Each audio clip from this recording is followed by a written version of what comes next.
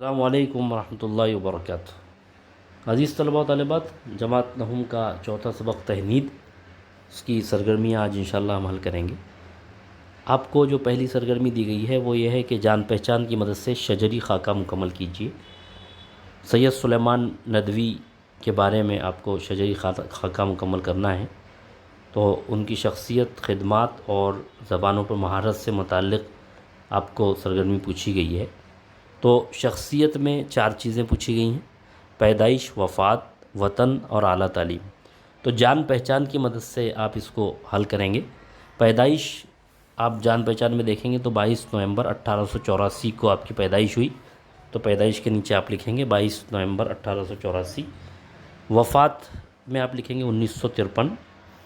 وطن دیسینا بہار، دیسینا علاقے کا نام ہے، بہار قوس میں آپ لکھیں گے ریاست کا نام۔ وطن کے متعلق آپ نے یہ لکھا۔ اس کے بعد اعلیٰ تعلیم میں آپ لکھیں گے ندوۃ العلماء لکھنؤ۔ اس کے بعد خدمات میں ادارت میں آپ لکھیں گے الہلال، اور تصانیف میں آپ لکھیں گے سیرت عائشہ، خطبات مدراس، ارض القرآن، سیرت النبی، یہ تمام کتابوں کے نام آپ یہاں لکھیں گے۔ اس کے بعد زبانوں پر مہارت میں اردو، فارسی، عربی، انگریزی اور عبرانی بھی ہے، تو آپ یہاں 3 زبانیں لکھ دیں۔ اور اس کے بعد آپ کو پوچھا گیا ہے کہ پاندان اگالدان، اس میں وغیرہ میں دان کے لفظی جز کو لاحقہ کہتے ہیں، دوسرے لاحقوں کے استعمال کی مثالیں لکھیے۔ یہاں پر ایک دان جو لاحقہ ہے اس سے کچھ الفاظ جو استعمال ہوئے ہیں سبق میں وہ دیے گئے ہیں، جیسے پاندان اگالدان وغیرہ۔ اب آپ کو یہ پوچھا گیا ہے کہ اس طرح آپ دوسرے لاحقوں کی مثالیں لکھیے، تو جیسے مثال کے طور پر گر ایک لاحقہ ہے، تو آپ اس سے کئی الفاظ مثال کے طور پر لکھ سکتے ہیں: جادوگر، بازیگر، کارگر۔ اسی طرح سے مند ہے عقل مند، ہوش مند، دانش مند، دولت مند۔ تو آپ اس طرح سے لاحقوں کی مثالیں لکھیں گے، جیسے کار ہے یا گار ہے، مددگار، خدمتگار۔ تو اس طرح سے مختلف لاحقوں کی مثالیں آپ یہاں لکھیں گے۔ اس کے بعد آپ کو پوچھا گیا ہے کہ ذیل کے لفظوں کے معنی لغت سے تلاش کر کے لکھیے۔ جیسے ٹھیٹھ ہے، تو ٹھیٹھ اس کی معنی خالص، بالکل، ہیر پھیر، تبدیلی۔ گھریلو، گھر سے متعلق، گھر کا، گھر میں پلا ہوا، اس کو بھی گھریلو کہتے ہیں۔ لگاؤ، دلچسپی۔ جوتش، علم نجوم، یعنی ستاروں کا علم، اس کو جوتش کہا جاتا ہے۔ ملان، ملنا، ملاپ۔ سبق میں ایک جملہ آیا ہے، یہ جملہ یہاں دیا ہوا ہے کہ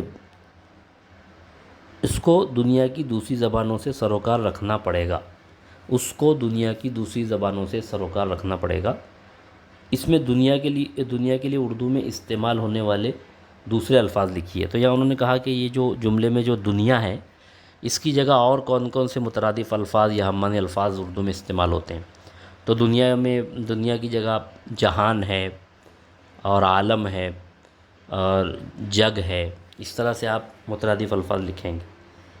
اب یہ خانہ پوری کرنا ہے۔ کسی دوسری زبان کے لفظ کو عربی بنانے کا عمل، تعریب۔ آپ سبق کے شروع ہی میں یہ دیکھ سکتے ہیں، تعریب۔ کسی دوسری زبان کے لفظ کو فارسی بنانے کا عمل، تفریس۔ اور غیر ملکی زبان کے لفظ کو ہندوستانی بنانے کا عمل، تہنید۔ تو اس طرح سے آپ یہ خالی جگہ مکمل کریں گے۔ لفظ جلوس کے بارے میں تفصیل سے لکھیے۔ تو اب لفظ جلوس کے بارے میں سبق میں دیا ہوا ہے، آپ دیکھ رہے ہیں پیراگراف، کہ ایک بادشاہ کی جگہ جب دوسرا بادشاہ تخت پر بیٹھتا تھا تو اس کے لیے عربی لفظ جلوس غیر عربوں نے استعمال کیا، جس کے معنی بیٹھنے کے ہیں، اور سال جلوس تخت نشینی کے سال کی اصطلاح بنی۔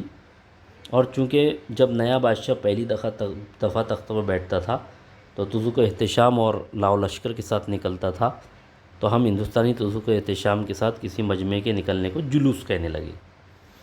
اس کو عربی سے کوئی تعلق نہیں، اور جب بادشاہ اور حاکم دربار میں بیٹھے تو ہم نے جلوس سے اجلاس بنا لیا، جس کے معنی بٹھانے کے ہیں، اور اب نئے زمانے میں انجمنوں اور جلسوں کے بھی اجلاس ہونے لگے۔ تو آپ اس کو عربی سے کوئی تعلق نہیں، جلوس سے متعلق صرف آپ کو بتانا ہے، تو آپ یہاں تک لکھ سکتے ہیں اس کہ کسی طزو کے احتشام کے ساتھ کسی مجمع کے نکلنے کو جلوس کہنے لگے، یہاں تک آپ لکھ سکتے ہیں۔ اس کے بعد انہوں نے نقد کے بارے میں پوچھا ہے، تو نقد سے متعلق آپ یہاں سے لکھیں گے، آپ کو یہاں مکمل طور پر دیا گیا ہے نقد کے بارے میں۔ جیسے نقد کے بارے میں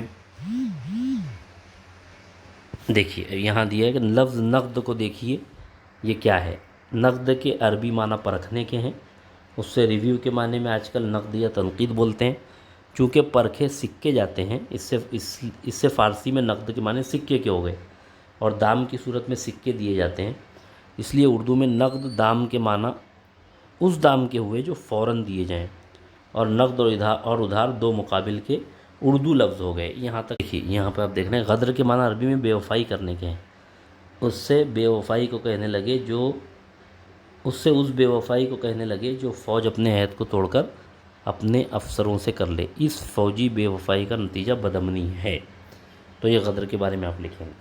تو اس طرح 3 سوالات جو پوچھے گئے تھے، جلوس کے بارے میں، نقد کے بارے میں اور غدر کے بارے میں، یہ آپ وہاں سے تفصیل لکھیں گے۔ اس کے بعد سبق کی روشنی میں دی ہوئی سرگرمی حل کیجیے، مکمل کیجیے۔ مثال ہے برکھا رت، یعنی آشا دی، مثال دیا انہوں نے آشا، اس کا آز دیا، یعنی ہم معنی لفظ آپ کو لکھنا ہے۔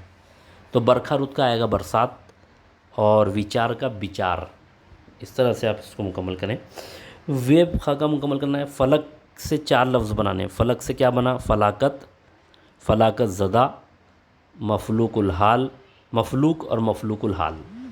تو فلک سے فلاکت، فلاکت زدہ، مفلوق، مفلوق الحال، یہ 4 الفاظ آپ بنائیں گے۔ اس سبق میں جن زبانوں کا ذکر کیا گیا ہے ان کے علاوہ 2 زبانوں کے نام لکھیے۔ تو یہاں پر جتنی بھی زبانیں آئی ہیں سبق میں، اس کے علاوہ 2 زبانیں لکھنی ہیں آپ کو۔ جیسے آپ لکھ سکتے ہیں چینی، اور اس کے علاوہ ملیالم، کنڑ، پالی، تیلگو، بہت ساری زبانیں، آپ کوئی بھی 2 زبانوں کے نام لکھیے جو اس سبق میں جس کا ذکر نہیں آیا ہے۔ اب یہاں سے آپ کو انٹرنیٹ سے اردو زبان کے پرانے نام معلوم کر کے لکھیے۔ تو آپ جب گوگل پہ ٹائپ کریں گے اردو کے پرانے نام، تو آپ کو وہاں نظر آ جائیں گے، ہندی، ہندوی، گجری، دہلوی اور ریختہ، یہ سب اردو کے پرانے نام ہیں، تو وہ سب آپ لکھیں گے۔ آپ جو زبانیں پڑھتے ہیں ان کے نام لکھیے، تو بہت آسان ہے، آپ اپنی اسکول میں جو زبانیں پڑھتے ہیں وہ آپ کو لکھنا ہے، جیسے اردو، انگریزی، عربی، ہندی، مراٹھی، یہ سب آپ یہاں لکھیں گے۔ بہت بہت شکریہ۔